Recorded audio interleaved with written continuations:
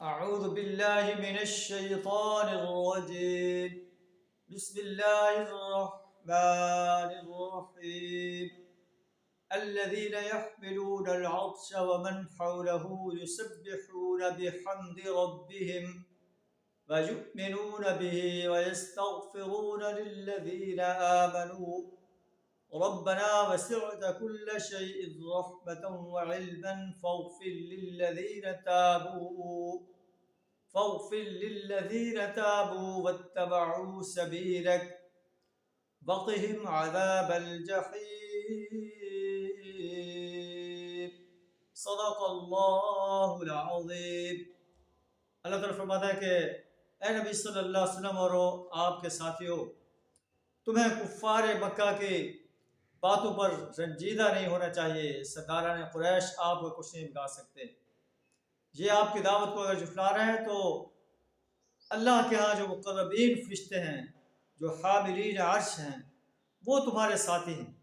وہ اپنے رب کی حمد کے ساتھ اس کی تسبیح کرتے ہیں، اس پر ایمان لاتے ہیں، اس کی بادشاہی کو تسلیم کرتے ہیں، اور اس کے کارکن کی حیثیت سے جو ہے اس کے آرڈرز کو فالو کرتے ہیں، اور تمہارے لیے مغفرت کی دعا کرتے ہیں. یستغفرون للذین آمنوا، اہل ایمان کے لیے استغفار کرتے ہیں اور کہتے ہیں اے ہمارے رب، تو اپنی رحمت اور اپنے علم کے ساتھ ہر چیز پر چھایا ہوا ہے.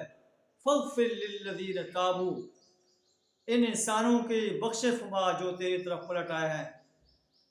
واتبعوا سبیلک، جنہوں نے تیرے راستے کی اتباع کی ہے جو قرآن و سنت کا راستہ ہے. اے اللہ انہیں عذاب جہنم سے بچا.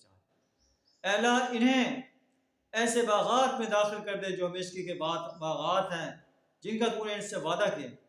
ومن صلح من آبائهم وازواجهم وذرياتهم، ان کے آباء و اجداد میں سے، بیویوں میں سے اور ان کے اولادوں میں سے جو سارے انسان ہیں انہیں بھی جنت میں داخل کر دے. انک انت العزیز الحکیم، تو عزیز و حکیم ہستی. وقهم السیئات، اے اللہ انہیں برائیوں سے بچا لے. ومن تق السیئات یومئذ فقد رحمتہ، جس کو تو نے قیامت کے دن برائیوں سے بچا لیا، برے انجام سے بچا لیا، پس تو نے اس پر رحم کیا. وذلک هو الفوز العظیم، یہ بہت بڑی کامیابی. اللہ سے قادرہ ہمیں بھی ان دعاؤں کا مستحق بنائے، ان عظیم انسانوں میں شامل فرمائے جن کے لیے اللہ کے فرشتے دعا کر رہے ہیں. وآخر دعوانا الحمد للہ رب العالمین.